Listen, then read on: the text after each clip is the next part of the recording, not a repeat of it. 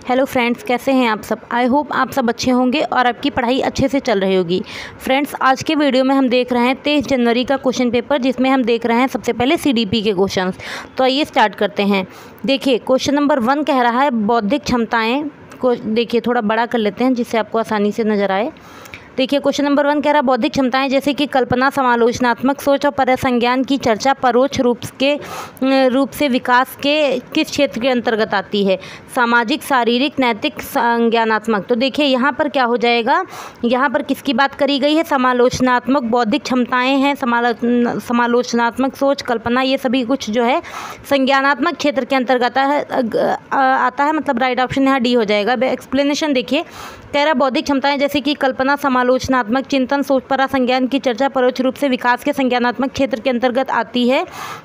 संज्ञानात्मक क्षेत्र, विकास का संज्ञानात्मक क्षेत्र जानकारी को मानसिक रूप से संसाधित करने की क्षमता को संदर्भित करता है। यह मनोविज्ञान की वह शाखा है जिसके अंतर्गत व्यक्ति की स्मरण क्षमता, निर्णय क्षमता, समस्या समाधान कौशल, बुद्धि क्षमता और व्यवहार परिवर्तन आदि का अध्ययन किया जाता है। इसमें व्यक्ति के आंतरिक मन में चलने वाले विचारों का भी पता लगाया जाता है। अब देखते हैं हम क्वेश्चन नंबर 2। इसमें कह रहा है विकास सिर से पैर की दिशा में विकसित होता है। निम्न में से कौन सा सिद्धांत इस कथन को बतलाता है। निरंतरता का, आनुवंशिकता, शीर्षगामी, अधोगामी। तो ये विकास का शीर्षगामी सिद्धांत है। तो यहाँ पर देख लीजिए, इसका एक्सप्लेनेशन कह रहा है विकास सिर से पैर की दिशा में विकसित होता है। शीर्षगामी सिद्धांत इस कथन को बतलाता है। शीर्षगामी सिद्धांत यह सिर से पैर की या पैर ऊपर से नीचे की ओर होता है। इसे शीर्षाभिमुख सिद्धांत भी कहते हैं। ठीक है, फिर देख लीजिए थोड़ा अधोगामी सिद्धांत या शरीर के केंद्र से बाहर की ओर या नज़दीक से दूरी की ओर विकसित होता है। इसे समीपो दूरस्थ सिद्धांत भी कहा जाता है। इसमें शरीर के केंद्र के पास वाले हिस्से पहले विकसित होते हैं, फिर छोर वाले विकसित होते हैं। क्वेश्चन नंबर 3 देखिए, इसमें कह रहा है प्रारंभिक वर्षों में निम्न में से कौन सी संस्थाएं बच्चों के समाजीकरण में प्राथमिक संस्थाओं की भूमिका निभाती हैं। अब देखते हैं क्वेश्चन नंबर 3 का एक्सप्लेनेशन। देखिए, क्वेश्चन नंबर 3 में बोला है इसने यहाँ पे कौन सी प्राथमिक संस्था की बात करी गई। तो प्राथमिक में परिवार और पास पड़ोस आएगा। तो अब देख लेते हैं एक्सप्लेनेशन। जहाँ भी आपको प्राथमिक मिले परिवार ऑप्शन तुरंत टिक कीजिएगा।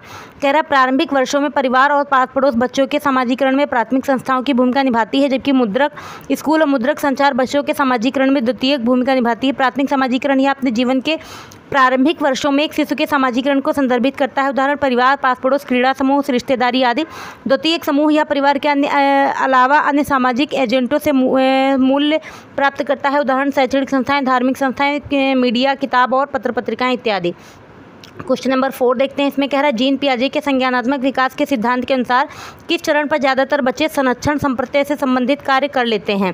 संवेदीगामक, पूर्व संक्रियात्मक, मूर्त संक्रियात्मक, औपचारिक संक्रियात्मक। तो यहाँ पर राइट ऑप्शन क्या हो जाएगा, मूर्त संक्रियात्मक। एक्सप्लेनेशन देख लीजिए, जीन पियाजे के संज्ञानात्मक विकास के सिद्धांत के अनुसार मूर्त संक्रियात्मक चरण पर बच्चे संरक्षण संप्रत्यय से संबंधित कार्य कर लेते हैं। मूर्त संक्रियात्मक चरण यह अवस्था लगभग 7 से 11 वर्ष की उम्र तक रहती है। इस चरण में बच्चे प्रतिवर्तिता समूहों संख्या, क्षेत्रफल, द्रव्यमान और आयतन के संरक्षण की क्षमता विकसित कर लेते हैं। संरक्षण का यह समझ है कि तब भी मात्रा के समान रहता है जब तक उसका स्वरूप बदलता है। इसमें बच्चे मूर्त घटनाओं के बारे में तार्किक रूप से सोचना प्रारंभ कर देते हैं। अब देखते हैं क्वेश्चन नंबर 5।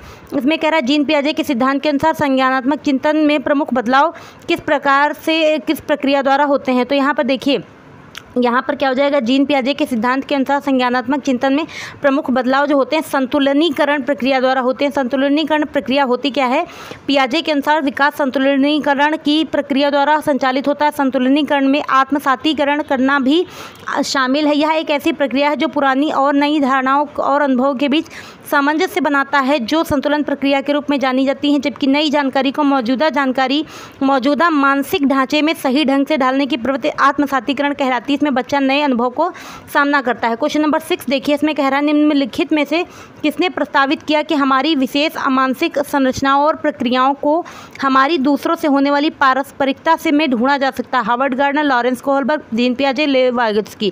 तो लेव वाइगोत्स्की ने किया था, डी इसका राइट ऑप्शन हो जाएगा। एक्सप्लेनेशन देखिए, कह रहा लेव वाइगोत्स्की ने प्रस्तावित किया कि हमारी विशेष मानसिक संरचनाओं और प्रक्रियाओं को हमारी दूसरों से होने वाली पारस्परिकता में ढूंढा जा सकता है। लेव वाइगोत्स्की ने सामाजिक सांस्कृतिक सिद्धांत का प्रतिपादन किया। इनके अनुसार व्यक्ति लगातार साथियों और वयस्कों के साथ हर रोज जुड़ाव या पारस्परिकता से सीखते हैं तथा सीखने की इस प्रक्रिया में सोच व ज्ञान विकसित होता है। हार्वर्ड गार्डनर ने बहुबुद्धि सिद्धांत और जीन पियाजे के संज्ञानात्मक विकास के सिद्धांत को प्रतिपादित किया। क्वेश्चन नंबर 7 देखिए, कह रहा लेव वाइगोत्स्की ने निम्न में से किसे अधिगम के सुसाध्य में महत्वपूर्ण माना है। तो देखिए अधिगम के लिए सुसाध्य महत्वपूर्ण जो है सांस्कृतिक उपकरणों को माना है, तो ए राइट ऑप्शन हो जाएगा। बहुत बार ये क्वेश्चन आ चुका है। देखिए लेव वाइगोत्स्की ने सांस्कृतिक उपकरणों को अधिगम के सुसाध्य महत्वपूर्ण माना है, जबकि सामाजिक अलगाव, इनाम और दंड, पुनरावृत्ति अभ्यास अधिगम के सुसाध्य में महत्वपूर्ण नहीं है। लेव वाइगोत्स्की के अनुसार अधिगम एक सामाजिक सांस्कृतिक गतिविधि पर आधारित होता है। वाइगोत्स्की सामाजिक सांस्कृतिक सिद्धांत के लिए जाने जाते हैं। इनके अनुसार संस्कृति व्यक्ति के विकास में एक महत्वपूर्ण भूमिका निभाती है। वाइगोत्स्की ने बच्चों के संज्ञानात्मक विकास में समाज और उसके सांस्कृतिक संबंध के बीच के संवाद को एक महत्वपूर्ण आयाम माना है। क्वेश्चन नंबर 8 देखिए, इसमें कह रहा है, देखिए क्वेश्चन नंबर 8 में बोल रहा है कि लॉरेंस कोहलबर्ग ने नैतिक विकास के सिद्धांत के अनुसार बच्चे किस चरण पर स्वयं दूसरों के कार्यों को आंकते हैं, जैसे आंकते समय जैसे को तैसा तर्क का इस्तेमाल करते हैं। यांत्रिक उद्देश्य अभिनवीकरण, अच्छा लड़का अच्छी लड़की अभिनवीकरण, या फिर सी ऑप्शन कह रहा है अच्छा सामाजिक व्यवस्था निर्वहन अभिनवीकरण, सामाजिक समझौता अभिनवीकरण। तो यहाँ पर देखिए ए राइट ऑप्शन हो जाएगा। लॉरेंस कोहलबर्ग के नैतिक विकास के सिद्धांत के अनुसार बच्चे यांत्रिक उद्देश्य अभिनवीकरण चरण पर स्वयं को एवं दूसरों के कार्यों को आंकते समय जैसे को तैसा तर्क का इस्तेमाल करते हैं, जो लॉरेंस कोहलबर्ग के नैतिक विकास के पहले चरण पूर्व पारंपरिक स्तर पर होता है। इस अवस्था में बालक में अहम का भाव पैदा होता है। कोहलबर्ग ने नैतिक विकास के 3 स्तरों का प्रतिपादन किया है, पूर्व परंपरागत या पूर्व परंपरागत या उत्तर परंपरागत। पहला 4 से 10, 10 से 13, 13 से 16 वर्ष, और प्रत्येक के 2-2 चरण बताए हैं इन्होंने। ठीक, क्वेश्चन नंबर 9 देखिए, कह रहा है एक संरचनावादी कक्षा में विद्यार्थियों को किस लिए प्रेरित किया जाता है। अन्वेषण द्वारा सीखने के लिए, बाह्य पुरस्कार पाने के लिए, निष्क्रिय पुरस्कार पाने, रटकर याद करने के लिए। अन्वेषण करके सीखने के लिए, मतलब खोज करके वो सीखें। तो यहाँ पे देखिए एक संरचनावादी मतलब जो संरचनावादी कक्षा है उसमें विद्यार्थियों को अन्वेषण द्वारा सीखने के लिए प्रेरित किया जाता है, जबकि बाह्य पुरस्कार पाने हैं सीखने के लिए, निष्क्रिय पुरस्कार पाने हैं सीखने के लिए प्रेरित नहीं किया जाता। संरचनावाद होता क्या है, देखिए यह एक ऐसे दृष्टिकोण का प्रतिनिधित्व करता है जो सूचना के निर्माण, समझ एवं बोध में छात्र शिक्षक की सक्रिय भूमिका पर अत्यधिक जोर देता है। इसमें गतिविधियाँ छात्र केंद्रित होती हैं तथा छात्रों के ज्ञान के निर्माता के रूप में देखती हैं।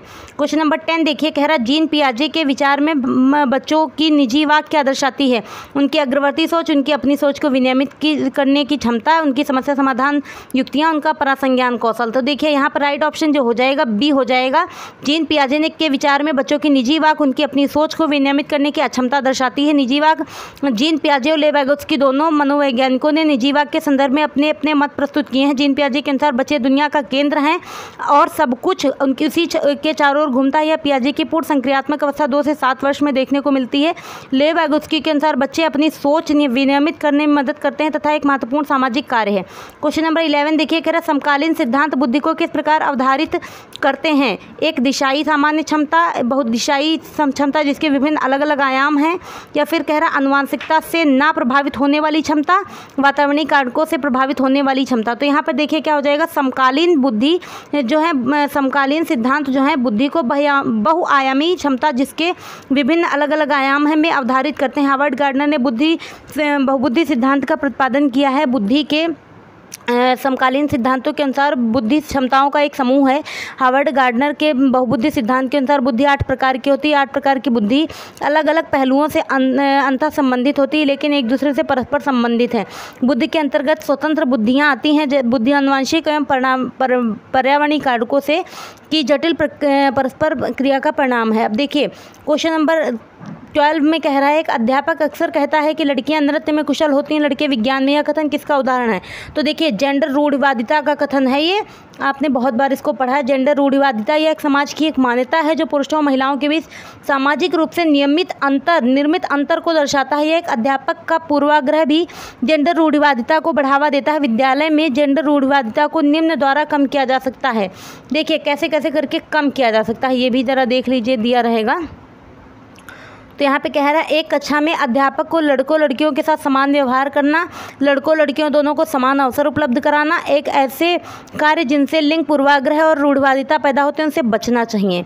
क्वेश्चन नंबर 13 देखिए, इसमें कह रहा है विद्यार्थियों की सामाजिक सांस्कृतिक आयामों में सह संबंधित व्यक्तिगत भिन्नताओं को संबोधित करने के लिए निम्न में क्या महत्वपूर्ण है। बाल केंद्रित शिक्षा शास्त्र को अपनाना, एक कठोर मानकीकृत पाठ्यचर्या का पालन करना, मूल्यांकन के योगात्मक तरीके को लागू करना, करना, विद्यार्थियों को उनकी सामाजिक सांस्कृतिक पहचान के आधार पर अलग अलग समूहों में बांटना। बी सी डी तीनों गलत है, ए राइट ऑप्शन हो जाएगा। यहाँ पे देखिए, विद्यार्थियों की सामाजिक सांस्कृतिक आयामों से संबंधित विभिन्नताओं को संबोधित करने के लिए बाल केंद्रित शिक्षा शास्त्र को अपनाना महत्वपूर्ण है। विद्यार्थियों की सामाजिक सांस्कृतिक आयामों से संबंधित व्यक्तिगत विभिन्नताओं को संबोधित करने के लिए एक लचीला एवं रचनात्मक परिवेश से संबंधित पाठचर्या का पालन करना, मूल्यांकन के रचनात्मक तरीकों को लागू करना, विद्यार्थियों को उनकी सामाजिक सांस्कृतिक पहचान के आधार पर अलग अलग ना करके सभी को स्वीकार करना एवं उन्हें अवसर प्रदान करना है। क्वेश्चन नंबर 14 देखिए, कह रहा मूल्यांकन का मुख्य उद्देश्य क्या है? विद्यार्थियों में प्रतिस्पर्धा की भावना पैदा करना, विद्यार्थियों में असफलता का डर, विद्यार्थियों में को असफल के रूप में वर्गीकृत करना, या फिर अधिगम की प्रक्रिया में विद्यार्थियों की प्रगति चुनौतियों को समझना। D is right option. मूल्यांकन का मुख्य उद्देश्य अधिगम की प्रक्रिया में विद्यार्थियों की प्रगति में चुनौतियों को समझना है। सफल शिक्षण के लिए विद्यार्थियों का उचित मूल्यांकन आवश्यक है तथा मूल्यांकन का मुख्य उद्देश्य विद्यार्थियों को प्रदर्शन को जानना, इसमें सुधार लाना है।